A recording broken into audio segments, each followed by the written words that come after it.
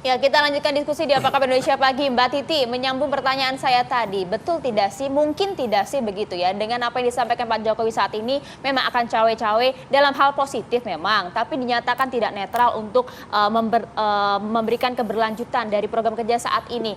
Akankah ini mungkin bisa menjadi pembenaran juga bagi kepala daerah lain di bawahnya untuk cawe-cawe juga begitu? Dan mungkin akan mengubah konfigurasi Pilpres 2024 ini, Mbak Titi. Ya, yang masalahnya adalah cawe-cawe itu bisa tidak tunggal tafsirnya. Karena Bang Ali pun kan akhirnya membuat tafsir dalam pandangan yang tadi ya, konstruktif menurut Bang Ali. Yang berbahaya adalah kalau cawe-cawe itu diimplementasikan atau ditafsirkan dengan kepentingan yang berbeda begitu. Terutama jangan lupa Mbak Maria, 2024 kita juga akan ada pilkada. Jadi nanti bisa saja kepala daerah 508 kabupaten kota, 37 provinsi itu menyatakan saya harus cawe-cawe karena saya harus menjaga legasi saya di daerah yang sudah saya bangun sedemikian rupa. Nah, cawe-cawe itu yang bahaya kalau dimaknai secara belok oleh birokrasi. Birokrasi merasa juga harus ambil peran dan kemudian ini kita boleh bicara situasi terburuk ya karena kita ingin jangan sampai kemudian mencegah itu terjadi. Kita ingin mencegah itu terjadi. Yang bahaya adalah kalau itu juga dimaknai oleh mereka yang berada di bawah struktur, misalnya birokrasi dan lain sebagainya, untuk ajakan melakukan sesuatu. Nah, ketika itu dimaknai sebagai ajakan untuk melakukan sesuatu, konteksnya yang tidak terang benderang, bisa ditafsirkan dalam banyak ragam dan pendekatan, itu yang bisa memicu kecurigaan. Kita akan terus hadir dengan 2024 yang penuh kecurigaan. Bahwa birokrasi bisa saja tidak netral, penegak hukum bisa saja tidak netral, penyelenggara pemilu bisa saja tidak netral, dan ini karena ada elemen cawe-cawe yang tidak kemudian berhubungan betul dengan proses pemilu misalnya, dalam upaya mewujudkan pemilu yang betul-betul berkeadilan tadi. Jadi jangan buka ruang-ruang yang tadi ya, membuka ruang perdebatan, membuka ruang untuk menjadi interpretasi baru dan justru akan memperburuk situasi masyarakat kita yang sebenarnya belum terlalu pulih dari polarisasi. Jadi biasakan membahasakan sesuatu yang memang mendorong persatuan. Karena kan Bang Abalin selalu bilang di mana-mana lawan politik identitas, lawan polarisasi, lawan disinformasi, hoax dan lain sebagainya. Untuk mewujudkan itu satu saja, diksi-diksi pemerintah itu harus tegas, harus jelas, harus berpihak kepada kompetisi yang adil, kompetisi yang betul-betul mengedepankan kesetaraan begitu. Nah, ini yang saya kira betul-betul harus kita pastikan, apalagi presiden kita kan aktor politik. Dia adalah bagian dari salah satu partai politik.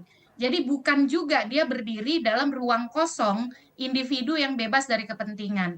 Nah, di masyarakat tafsir itu udah beredar kemana-mana begitu ya. Apalagi misalnya buruknya nanti dihubungkan dengan petugas partai lah, inilah, itulah. Nah, itu yang tidak boleh terjadi. Oke, Mbak Titi, saya langsung ke Bang Abalin. Nah, ada kekhawatiran tadi yang jadi gini. Ini kan terkait. Sebetulnya saya jujur bilang, ini materi kalau kita ikut perkuliahannya 6 SKS loh. Serius dalam komunikasi politik. Ini kita persingkat Bang, jadi maka itu saya bilang begini, kan dua yang dipakai. Kalau orang berbicara tentang mengkapitalisasikan pangkat dan jabatannya, turunannya adalah menjadi wali kota, gubernur, bupati. Tapi kan jelas pesannya kan, message dari presiden itu jelas. Menjelaskan tentang lembaga-lembaga negara, lembaga pemerintah, TNI, Polri. Kalau turunan ke bawahnya, ya cawe-cawe. Saya lagi-lagi ingin mengatakan bahwa 4-5 hari ini baru saya mengulang ini kalimat ini. Sebutan cawe-cawe aja lidahku belum terlalu pas. Sebagai anak Kiai ya, saya agak susah menyebutkan ini kalimat ini. Orang Buton itu susah menyebutkan ini. Meskipun kita di Kendari itu selalu dua-dua.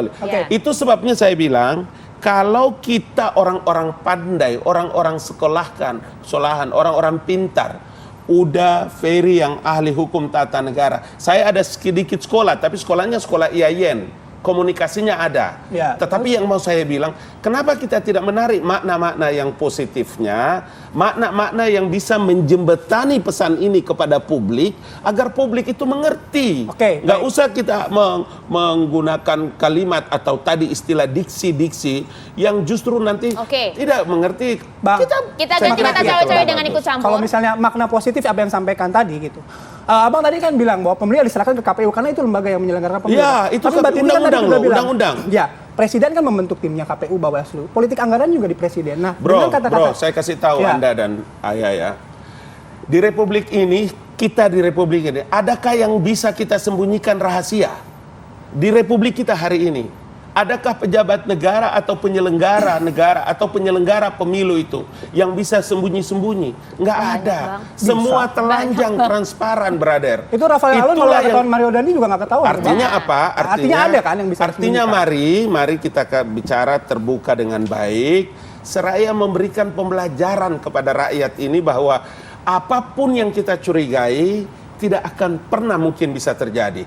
Berkali-kali kan Presiden bilang, dalam posisi seperti ini kita butuh agar pemilu ini sukses dengan baik sehingga TNI dan Polri, beliau tekankan itu. Tidak akan mungkin turun ke bawah orang bisa menggunakan pernyataan Ferry, presiden itu. udah jadi gatal mau masalah. komentar. Manis betul Bang Ngabalin itu, tapi faktanya yang ngomong ini bukan kepala desa, bukan kepala pimpinan. dusun.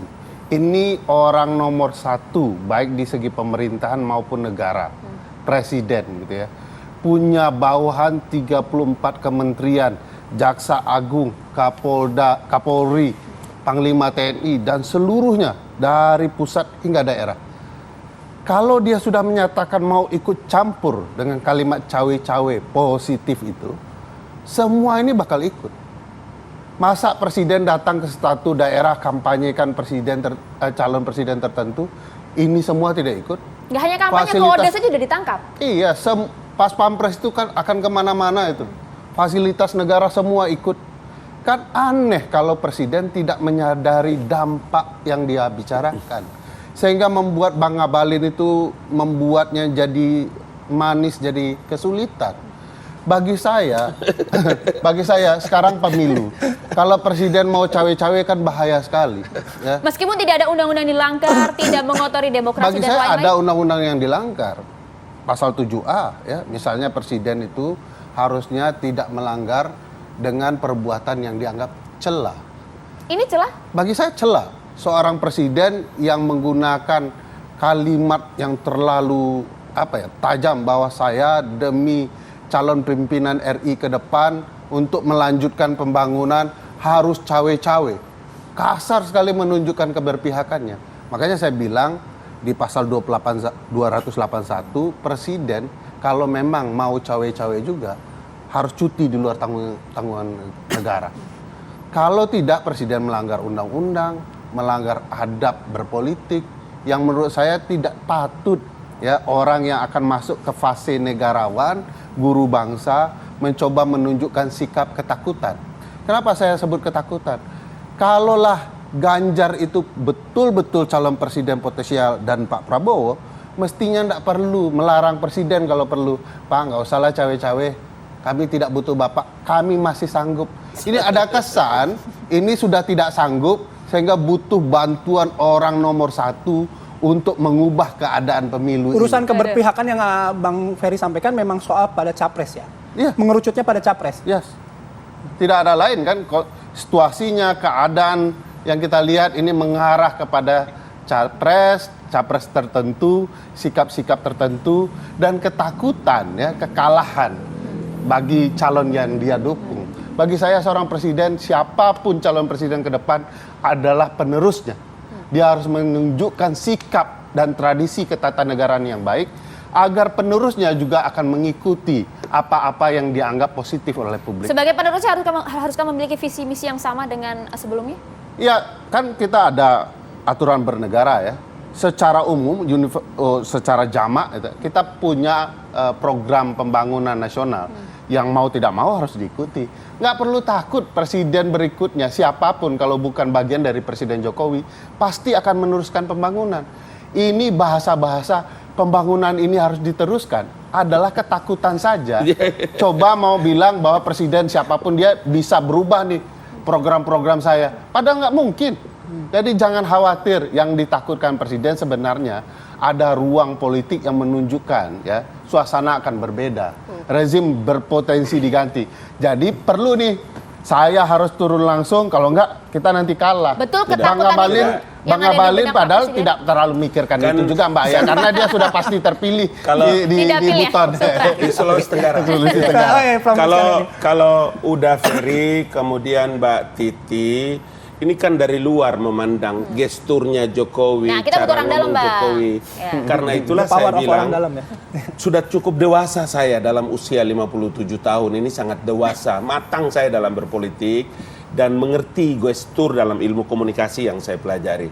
Nggak ada rasa takut bagi Jokowi itu. Udah selesai. Kawan ini udah selesai. Tapi dalam kenapa harus cawe-cawe? Nah, itulah pengertian cawe-cawe yang ada pada Uda yang latar belakang orang Padang seperti saya, orang Menurut Papua Kapus tentu Bas. akan berbeda. Kita udah bahas Bang tadi Bang. Saya Ya. perlu bilang itu ulang-ulang karena cawe-cawe ini kemarin saya searching itu sudah hampir berapa ratus juta deh gitu.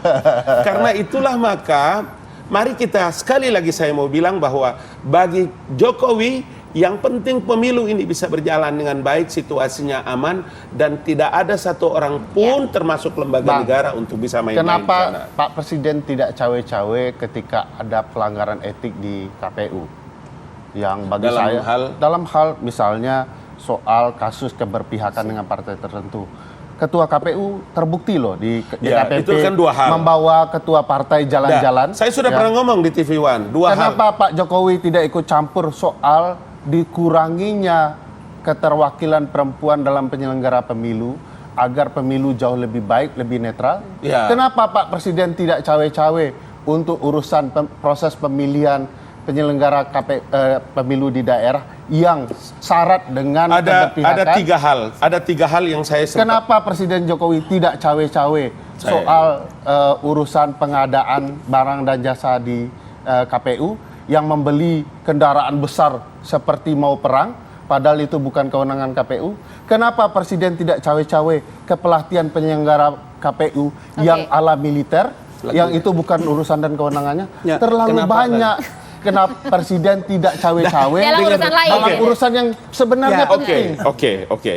Saya mau bilang ada tiga hal. Hal yang pertama ketika bicara tentang KPU, pernah Presiden mengeluarkan pernyataan ketika terkait dengan KPU dan semua orang bicara masih belum cukup ya, Jokowi masih mau bicara tentang KPU, lembaga independen yang diatur dalam undang-undang. Kami bicarakan itu. Karena Presiden mau cawe-cawe Gini, dah. melanggar keindependenan Di KPU. kantor staf Presiden, arahan Pak Muldoko bilang, oke, coba dibuatlah diseminasi informasinya dan komunikasi. Pak Muldoko memberikan rekomendasi untuk biarlah KPU akan menyelesaikan Sendiri. perkaranya. Yang kedua, ketika pembahasan mengenai proses hukum KPU dengan partai tertentu, kemudian kami juga memberikan rekomendasi untuk, karena ini proses hukumnya sedang berjalan di mahkamah, biarlah pemerintah dan eksekutif tidak ikut dalam membicarakan ini. Hal-hal lain yang tadi dibicarakan oleh Uda ini, saya kira Republik ini punya instrumen negara yang luar biasa yang bisa menyelesaikan tidak semua perkara. Sama Presiden dengan harus ikut di dalamnya kan? Sama dengan urusan pemilu presiden. Kenapa harus cawe-cawe untuk Ganjar? Kan sudah ada mekanismenya. Ya, kalau kita lihat mekanismenya, maka mari kita lihat jadwal pemilunya. Kalau mungkin 3 bulan pelaksanaan kampanye, kemudian ada dalam Jadwal pelanggaran pemilu itu. Bang sudah berjalan, Oke. tahapan sudah berlangsung. Bagian kampanye memang belum, tapi bagian yang lain sudah jalan dan Presiden terlibat ketika bagian itu sudah berjalan. Ya, jadi itulah yang saya berulang-ulang juga kami katakan. Kalau hari ini Presiden kemudian berjalan sama Zulhas di Lampung, atau jalan dengan Pak Erik, atau mungkin jalan dengan kemarin di NTT sana, berjalan dengan Sandiaga Uno. Kenapa itu kita tidak bicarakan? Oh, Atau kenapa itu tidak menjadi sorotan? Dibicarakan. Tidak sedahsyat ketika berjalan dengan Karena ada Prabowo dan lain. pernyataan terbuka, saya mau cawe-cawe. Disitulah yang saya bilang kita menggunakan opini yang kita ada dalam Ya. pandangan kita, kemudian persepsi itu kita ingin supaya publik juga samakan, Oke. sehingga tidak bisa kita paksakan. Singkat publik Mbak dengan Titi, singkat. pandangan. Mbak Titi udah senyum-senyum dari tadi, silakan Mbak. Ya, Bang Abalin, karena tidak semua orang itu cukup pede, adalah Mbak orang dalam. Kalau Abang ini kan ordal ya tadi, yang tahu gestur, tahu semuanya, maka bicaralah dalam ruang publik yang tidak akan dibaca dengan tafsir berbeda oleh publik kita. Kalau saya itu penting bahwa pemilu itu kan ini ya ikut sedikit slogannya KPU, pemilu pemersatu bangsa begitu. Nah, supaya masyarakat kita sekarang betul-betul bergerak kepada program, gagasan, ide, visi, misi, betul-betul mencermati partainya Bang Abalin ini apa sih? Dia benderanya apa? Soalnya HP-nya kuning kan begitu. Nah, tapi kalau kemudian tidak kemudian betul-betul dipelajari dengan baik visi misinya, kita sibuk nih Bang, debat yang begini-beginian begitu. Jadi masyarakat kita akhirnya terbelokkan dari politik program, politik gagasan, bicara tafsir-tafsir yang akan berbeda selalu antara orang dalam dengan publik. Oleh karena itu, bahasa pejabat publik kita haruslah bahasa yang betul-betul membuat masyarakat kita tidak ragu bahwa pemilu itu semua akan bekerja sesuai aturan, penyelenggara pemilunya akan netral, penegak hukumnya akan netral, partai politiknya akan berkompetisi secara kompetitif, dan presiden akan ikut aturan main. Sebab jelas tadi ya, semangatnya meskipun pengaturannya di masa kampanye, presiden kalau ingin mempromosikan kandidat, itu harus dilakukan cuti di luar tanggungan negara. Yang kedua, tidak menggunakan fasilitas negara. Artinya aktivitas-aktivitas partisan elektoral, meskipun itu di luar masa kampanye, tidak boleh dilakukan presiden. Nah, ini yang kemudian kecuali di ruang-ruang yang tidak melibatkan dua hal tadi. Ya tadi ya. Nah, oleh karena itu saya kira Bang Abalin, karena tidak semua kita adalah orang dalam, mari kita bicara hal-hal yang betul-betul menuju 2024 tidak ada keraguan bahwa kompetisinya betul-betul akan menjadi kompetisi yang kompetitif, adil, dan jujur begitu. Saya kira begitu Mas Bayu dan Mbak Maria. Iya, Pak Presiden dan juga Bang Ali pasti tahu betul lah soalnya. Nanti kita lanjutkan lagi ya diskusi kita. The power Bang, of orang dalamnya Kalau tadi ya. ketemu orang-orang pintar begini kan tidak bisa cuma 30 menit. Iya, iya, iya. Iya, Nanti kita kita tambah siapkan lagi lagi di hari Harus ambil lain. ilmu Iya, banyak. iya, iya, oke, oke. Ampun. Agak halus sih hari ini Bang Abalin. Terima kasih banyak Bang Abalin Iya, atas iya, waktunya. terima kasih. Bang Ferry terima kasih. kasih. Mbak Titi Mbak terima kasih banyak atas sudah waktunya bergabung ya. Oke, kami jeda, nanti kami kembali dengan informasi mengenai informasi terbaru penganiayaan ART yang dilakukan oleh salah satu ASN di wilayah Lampung. Sesaat lagi.